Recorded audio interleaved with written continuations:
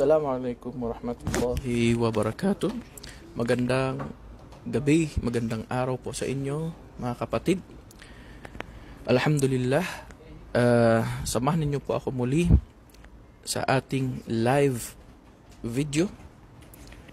At inshallah ating tatalakayin isa sa mga dakilang talata mula sa banal na aklat ni Allah subhanahu wa ta'ala, na kung saan ang talatang ito ay tumutukoy sa kahalagahan ng salah o pagdarasal. Tulad nga ng sinabi ni Allah subhanahu wa ta'ala, matatagpuan natin ang talatang ito sa Surah Taha, verse 13. Sinabi ni Allah subhanahu wa ta'ala, "Wa'mur ahlaka bis-salah wastabir 'alayha, la nas'aluka rizqan, nahnu narzuquk wal 'aqibatu lit-taqwa." Ang ibig sabihin ng talatang ito, at ipag-utos mo sa iyong pamilya o Muhammad sallallahu alaihi wasallam ang sala o pagdarasal, at maging matiisin ka dito. Maging matiisin ka sa pagsasagawa nito. Dahil hindi kami humihingi ng anumang kabuhayan o panustos, kami ang nagbibigay at nagkakaloob ng kabuhayan sa iyo. At ang mabuting patutunguhan dito sa daigdig, dito sa mundo at sa kabilang buhay ay para lamang sa mga taong may banal na takot kay Allah subhanahu wa ta'ala. Ang talatang ito, inutusan ni Allah subhanahu wa ta'ala ang ating mahal na propeta Muhammad sallallahu alaihi wasallam na utusan ang kanyang pamilya, ang kanyang asawa at ang kanyang mga anak na isagawa ang salah, ang pagdarasal. So ang utos na ito mula kay Allah subhanahu wa ta'ala sa ating mahal na propeta Muhammad sallallahu alaihi wasallam, ito ay utos para sa lahat ng mga tao sumusunod kay propeta Muhammad sallallahu alaihi wasallam at naniniwala sa kanya bilang sugo at propeta ni Allah subhanahu wa ta'ala.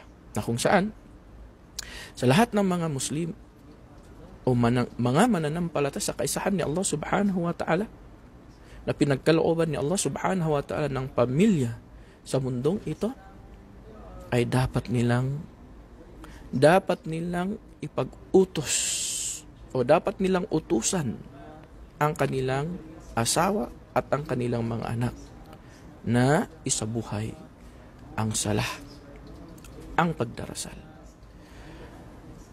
Dahil ang salah, alam po natin ang kahalagahan at ang kahigtan ng salah. Kaya ang salah ito ay utos ni Allah subhanahu wa ta'ala sa mga naunang pamayanan. Ang mga propeta at sugo ni Allah subhanahu wa ta'ala ay ipinag-utos din nila ito sa kanilang mga pamilya. Tulad ng mababasa natin sa aklat ni Allah subhanahu wa ta'ala. Kagaya ng sinabi ni Allah subhanahu wa ta'ala hinggil kay Propeta Abraham alayhi salam, na kung saan siya ay nanalangin kay Allah subhanahu wa ta'ala, tulad ng kanyang sinabi, "Rabbi ij'alni muqimas salah wa min dhurriyyati rabbana wa taqabbal du'a." O aking Panginoon ang tagapaglikha, gawin mo ako na nagsasagawa ng aking sala, at ganon din ang aking pamilya na patuloy na magsasagawa nito.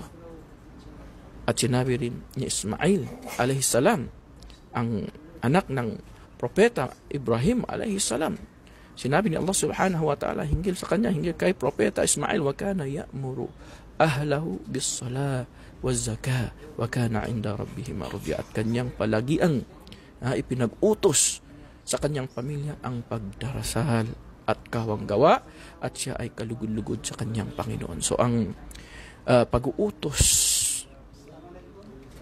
sa mga pamilya natin upang isabuhay ang sala, ito ay mula sa mga gawain ng propeta at sugo ni Allah subhanahu wa ta'ala.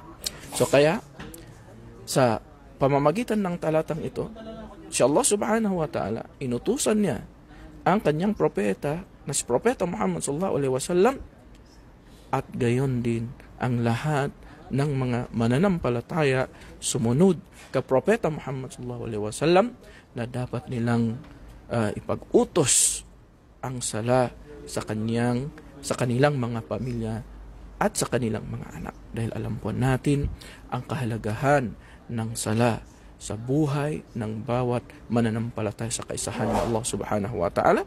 Alhamdulillah, ang sala inobliga sa atin ni Allah subhanahu wa ta'ala at ipinaliwanag sa atin ng ating mahal na propeta Muhammad sallallahu alaihi wasallam ang tamang pamamaraan ng pagsasagawa ng sala upang sa gayon ay mas higit na katanggap-tanggap para kay Allah subhanahu wa ta'ala. Kaya ang sala, mga kapatid sa pananampalatayang Islam, alam po natin ay dito natin matatagpuan ang kasiyahan, ang kaligayahan na kapag ito ay pinangangalagaan ng bawat isa sa atin at ipag-utos niya ito sa kanyang pamilya, sa kanyang mga anak. Marahil, mami na mahal kong kapatid sa pananampalatayang Islam, ang ilan sa atin, ang ilan sa mga magulang na sila ay pinagkalooban ni Allah subhanahu wa ta'ala ng kaluwagan sa mundong ito. Maaring napaaral nila ang kanilang mga anak sa mga sikat na university o sa mga magandang school at nakapagtapos ng iba't ibang kurso, subalit nakalimutan nila ang parte ng kanilang pananampalataya at pagsamba sa kaisahan ni Allah subhanahu wa ta'ala, na kung saan ito ay higit na mahalaga sa buhay ng bawat Muslim. Kaya mami na mahal kong kapatid sa pananampalatayang Islam, hindi lamang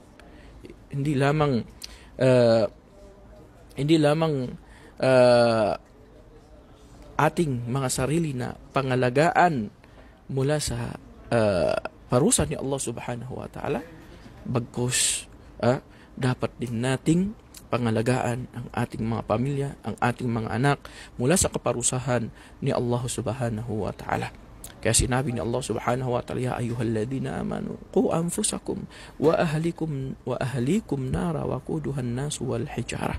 O kayong mga mananampalataya sa kaisahan ni Allah subhanahu wa ta'ala, iligtas ninyo ang inyong mga sarili o pangalagaan ninyo ang inyong mga sarili at ang inyong mga anak at ang inyong mga pamilya laban sa apoy ng impyerno.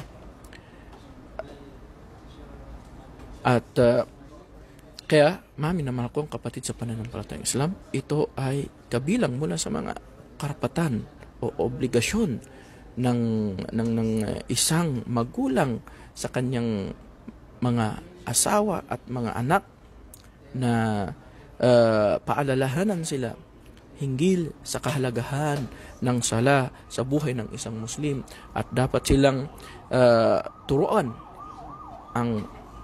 sila kung paano ito isasagawa ayon sa pamamaraan na itinuro ng ating mahal na propeta Muhammad sallallahu alaihi wasallam. Tulad ng sinabi ng ating mahal na propeta Muhammad sallallahu alaihi wasallam, sallu kama ra'aytumuni usalli.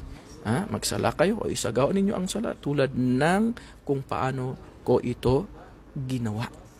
So, hindi sapat na utusan natin ang ating mga anak na magsala o ating mga asawa na magsala, bagkus dapat ituro sa kanila ang tamang pamamaraan ng pagsasagawa ng sala. So kaya, mami na mahal kong kapatid sa pananampalatayang Islam, sinabi ni Allah subhanahu wa ta'ala, wa'mur ahlaka bis salati wastabir alaiha. Ipag-utos mo ang sala sa iyong pamilya, sa iyong mga anak, at magtiis ka dito. Magtiis ka sa pagsasagawa ng sala. Dahil, huwag mong kalimutan ang iyong sarili. Dapat ikaw mismo nangunguna. Ipakita mo sa iyong pamilya kung gaano kahalaga ang sala sa buhay ng bawat mananampalataya sa kaisahan ni Allah subhanahu wa ta'ala. So kaya naman, matatagpuan natin mula sa mga talambuhay ng ating mahal na propeta Muhammad sallallahu alaihi wasallam at ang mga sahaba kung paano nila pinangalagaan at pinahalagahan ang sala, ang mga obligadong sala especially. So kaya naman mula sa mga hadith ng ating mahal na propeta Muhammad sallallahu alaihi wasallam na iulat na mula sa mga mapapanaligang hadith na sinabi ng ating mahal na propeta Muhammad sallallahu alaihi wasallam bilang encouragement para sa ating lahat, mami na mahal kong kapatid sa pananampalatayang Islam. Sinabi niya, man istayqadha min al-layl wa aykadha imra'atahu fasallaya rak'atayn jami'an kutiba min adh-dhakirin Allah kathiran wadh-dhakirat. Kapag ang isang lalaki, ang isang mananampalataya sa kaisahan niya ay nagising sa gabi at ginising niya ang kanyang asawa, ginising niya ang kanyang mga anak para magsala ng tahajjud. So ito ay isang sala na, isang sunna, isang kaaya-ayang sala at ang pinaka mainam na sala pagkatapos ng mga obligadong sala. At ginising niya ang kanyang asawa. At kung siya ay at pagkatapos sila ay nagdarasal ng 2 rakaa ng magkasama, sila ay itinala sa mga kalalakihan at kababayhan na madalas na gumugunita kay Allah subhanahu wa ta'ala. Subhanallah. So, paano pa kaya kapag mga obligadong sala na ipinag-utos natin sa ating mga anak, sa ating asawa at kasama din natin sila na magsasala at kasama natin sila na nagpapahalaga sa mga obligadong sala na ipinag-utos sa atin ni Allah subhanahu wa ta'ala. Kaya patatagin nawa tayo ni Allah subhanahu wa ta'ala at ang ating mga pamilya at mga anak sa pananampalatayang Islam at ibilang nawa tayo ni Allah subhanahu wa ta'ala at ng ating mga pamilya at mga anak sa mga alipin ni Allah subhanahu wa ta'ala na nagpapahalaga sa mga sala at lalong-lalo na ang mga obligadong sala. Wassalamu alaikum wa rahmatullahi wa barakatuh.